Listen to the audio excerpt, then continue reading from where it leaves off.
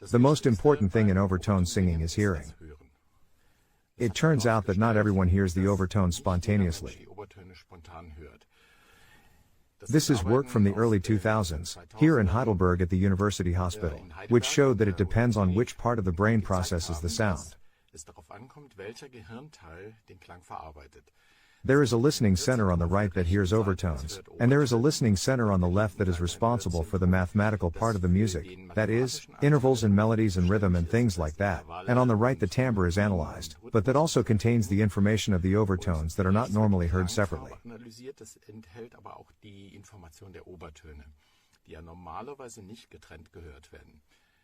And then there's an interpretation of sound as speech, that takes place on the left side, in Broca's center and Wernicke's center. They're both on the left side, and now it's important that when you sing overtones, you perceive the overtones, that is the right side, activates the right auditory cortex.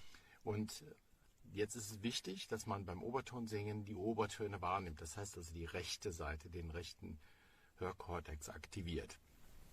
For this, I have a test that you can use first to check where you stand, and at the end there is a systematic guide to perception on the right side. This means that when this video is over, you will hear completely different if you don't hear the overtones at the first example. I'm now singing a meaningless sequence of syllables, and I'm singing them on a single note, which means I'm not changing the pitch, but there is still a melody in these syllables. And I hide this melody in the resonances of the vowels. Let's see if you can hear it. Scène de l'écrème de salle de fermetate, thème de gésine frappe l'arbre que n'a fait la peur. This was a very well-known melody from the classical period. Little hint, it was composed in Bonn. I don't want to hide it, it's about learning to listen, it's not about showing what you can't do, but exactly the opposite. It was Freude schöne Güterfunken, in that pitch.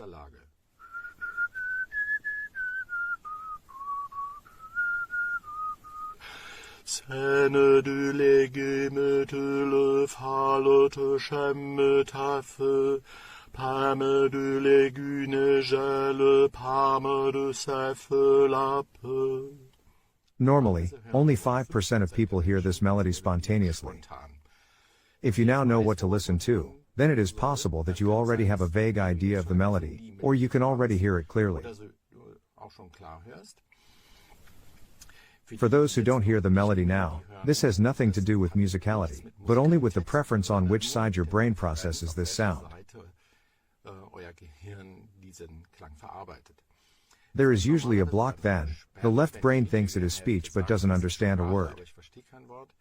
Then it tells the rest of the brain that it needs all the attention and language is just very dominant in us. So in most people apparently this side then, the language center, is particularly active.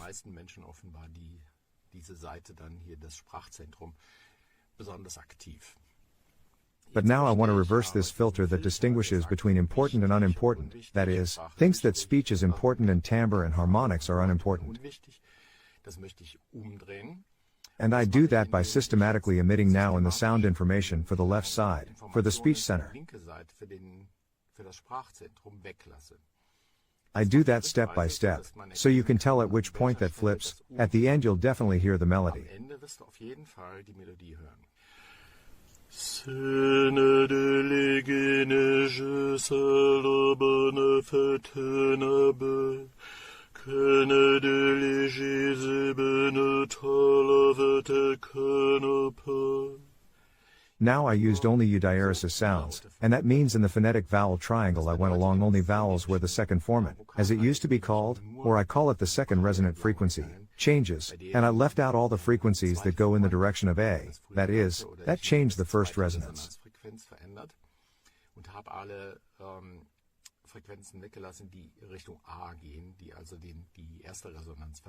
Now there are usually about 20% of the people who perceive the melody now.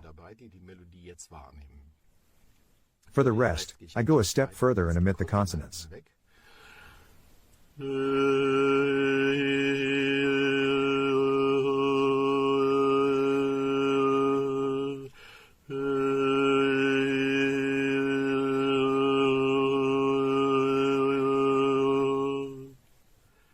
Now usually about 40 to 60% of the people are there and hear this melody. If you haven't heard it yet, I'll go one step further.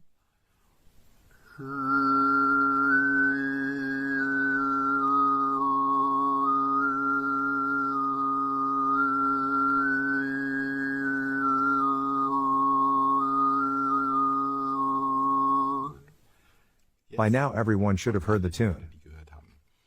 Who now does not hear the melody, as a whistling melody, then I can unfortunately not help. But I have never experienced that someone has not heard the melody yet. It can only be that you hear it so that it does not belong to the voice.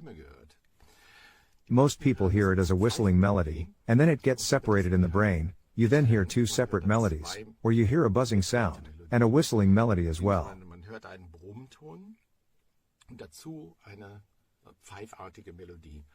And this whistling melody can no longer be assigned to the voice in some people. Others can sort this whistling tone into the voice again. That is different in perception.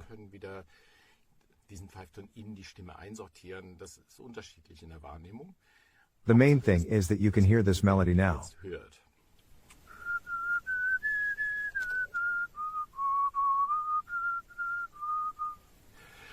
If you hear them, the next step now is to go backwards. Keep your attention on this melody, and just imagine it if necessary. I am now adding back the information for the Broca Center step by step, in somewhat smaller increments.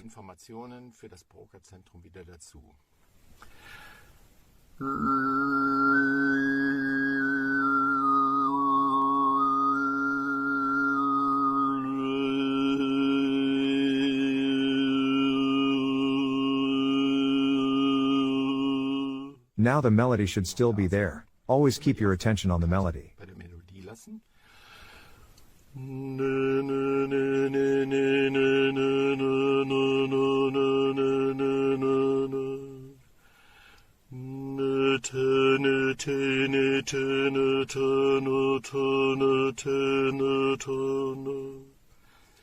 At this point, the melody becomes blurred for most, so it now moves into the background, becomes a bit more nebulous and is no longer perceived so clearly, because sibilants are now added, i.e. this T that contains high-frequency components and that immediately triggers our speech center. Still, stick with it and just try to follow this tune. If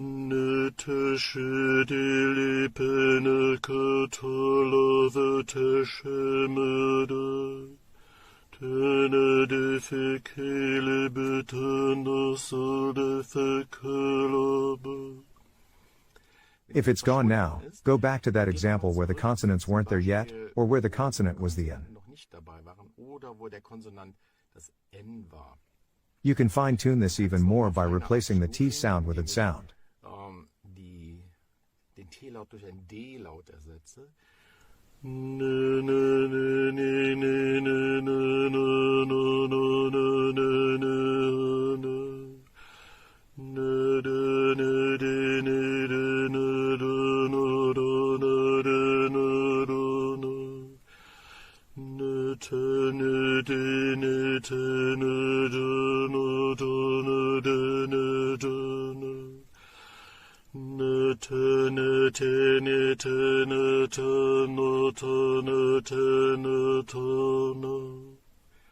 And you notice here, the more sibilants come in, the more this melody now moves into the background in perception, and the speech center pushes itself forward.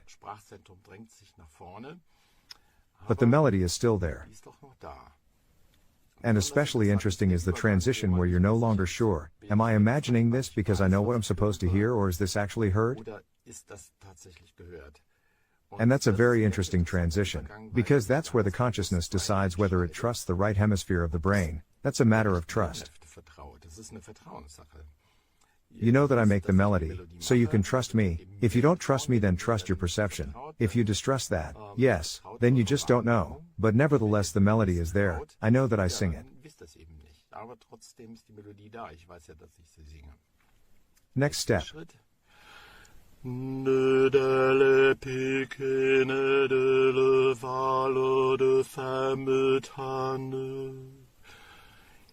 Now I've put a little bit of movement back into the first resonance, and now I'm putting in some bigger movements, and then I'm back where I started.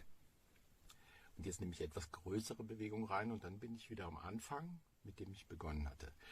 Ne dalle fait qu'une chapelabe de sa fenade.